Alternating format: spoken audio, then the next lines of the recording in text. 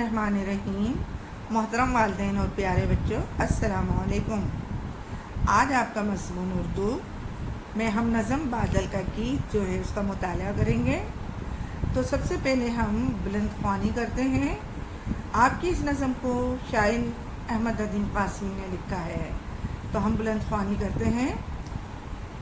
मेरा घर समंदर की गहराइयों में, मैं रहता था लहरों की परछाइयों में, कभी सीपियों में कभी काइयों में, मगर एक दिन शौक तपती शुआएं पुकारेंगे आ तुझको तारे दिखाएं, उड़ाएंगी तुझको नशीली हवाएं।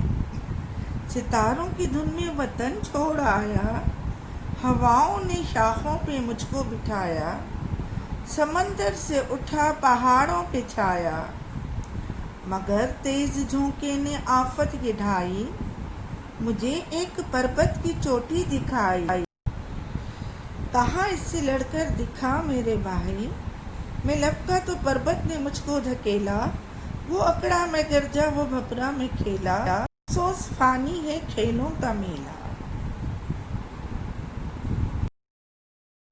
पहाड़ों ने ऐसी मुझे पटखनी दी कि तंग आके मैदान की मैंने रह ली, मुझे ले उड़ी शौक परियां हवा की। मैं जब थक गया जोर से बिलबिलाया, हवाओं को बिजली का कोड़ा दिखाया, इधर से निकल कर उधर घूम आया, मैं लपका में पलटा में गरजा में चमका, धुआं बन के छाया दिया बन के दमका, किसी को ना था रंज कुछ मेरा गम का। अब आया था धरती पे रोने रुलाने, मैं रोया तो दुनिया लगी मुस्कुराने, ये क्या राज है हाय ये कौन जाने, मेरे आंसुओं से ज़मीं धुल चुकी है, मेरी ज़िंदगी इस तरह घुल चुकी है, मगर एक गुत्थी तो अब खुल चुकी है। ये सब नाले दरियाओं में जा गिरेंगे, ये दरिया समंदर में जाकर मिलेंगे, समंदर से मिलकर मेरे दिन फिरेंगे। बादल का गीत जिसे शायर अहमद नदीम कासमी ने लिखा और जिसकी हमने अभी बुलंद ख्वानी की, यकीनन आपकी समझ में बुलंद ख्वानी के ज़रिए भी बहुत कुछ आया होगा। अहमद नदीम कासमी, जिनका असल नाम अहमद शाह ऐवान था, 20 नवंबर 1916 में पैदा हुए। 10 जुलाई 2006 में आपका इंतकाल हुआ। आप शायर, जर्नलिस्ट और मुसन्निफ़ भी थे। आपने शायरी, अदब, ड्रामा, साइंस पर तकरीबन 50 किताबें लिखी। आपने तमग़ा हुस्न कारकर्दगी भी हासिल किया। नज़म बादल के गीत में अहमद नदीम कासमी साहब ने कुदरत की शान और उसके मनाजिर पर शायरी की है। ये कुदरत का ही निज़ाम है जो बादल की ज़बानी अहमद नदीम कासमी ने पेश किया है। बादल कुछ यूँ कह रहा है कि मैं तो समंदर की अथाह गहराइयों में रह रहा था, जहाँ लहरों की परछाइयाँ थीं, सीपियों का और काइयों का साथ था। लेकिन एक दिन ऐसा हुआ कि सूरज की तपती शुआएं मेरे घर पर पड़ी और मुझे नए ख्वाब दिखाने लगी। मैं सितारों की धुन में उनकी खूबसूरती देखने के लिए अपना वतन यानी समंदर की गहराइयों से निकल आया।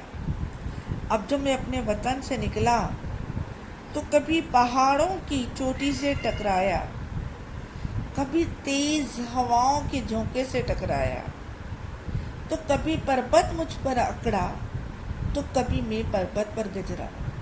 मैं मैदानों में गरजा, मैं मैदानों में बरसा, लेकिन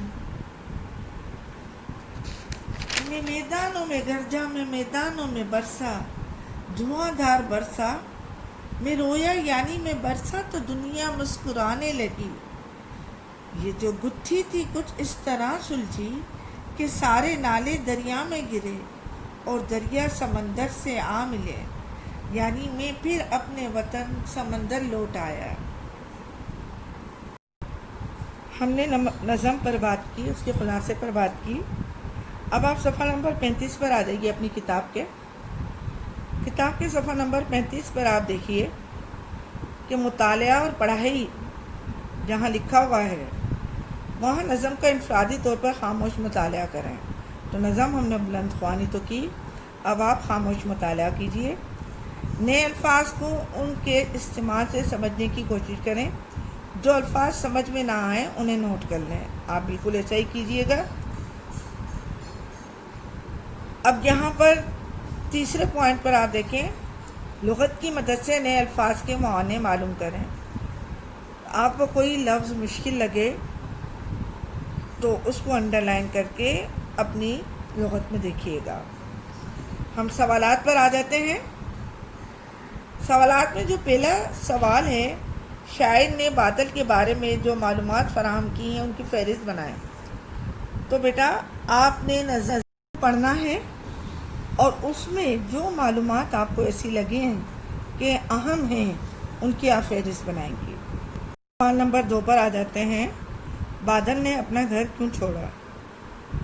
بادل نے اپنا گھر اس لیے چھوڑا کہ سورج کی تپتی شعاؤں نے اسے تاروں اور ہواؤں سے ملانے کی بات کی تھی۔ اب سوال نمبر 3 پر آ جائیے۔ تو سوال نمبر 3 کا جواب بھی آپ لوگ خلاصے سے خود لکھیں گے۔ سوال نمبر 4 پر آ جائیے۔ بادل نے اپنے رونے اور دنیا کے مسکرانے پر تعجب کا اظہار کیوں کیا؟ تو جواب اس کا یہ ہے، بادل نے اپنے رونے اور دنیا کے مسکرانے پر حیرت کا اظہار اس لیے کیا کہ یہ کیا معاملہ ہے، میں رو رہا ہوں اور دنیا مسکرا رہی ہے، لیکن جب الجھن سلجھی تو پتہ چلا کہ مسکراہٹ میرے ہی گھر کا پتہ دے رہی ہے۔ اب ہم سوال نمبر 5 پر آ جاتے ہیں۔ اس قدرتی نظام کو آپ کیا نام دیں گے؟ تو بیٹا اس قدرتی نظام کو ہم جو ٹائٹل دیں گے وہ یہ ہے، سوال نمبر 5 میں اس قدرتی نظام کو آپ کیا نام دیں گے؟ تو اس کو جو ہم نام دیں گے وہ یہ ہے کہ ہر شے اپنے مرکز پر واپس آتی ہے۔ تو بیٹا اب آپ کو یہ مشق بھی پوری کروا دی گئی ہے۔ اس کے نوٹس اور مشکل الفاظ معنی آپ کو گروپ پر بھیج دیے گئے ہیں۔ اپنی مشق کی نوٹ بک کے اندر یہ تمام نوٹس شیئر کیجیے اور شیئر کرنے کے بعد EVP پر اپلوڈ کر دیجیے۔ شکریہ، اللہ حافظ۔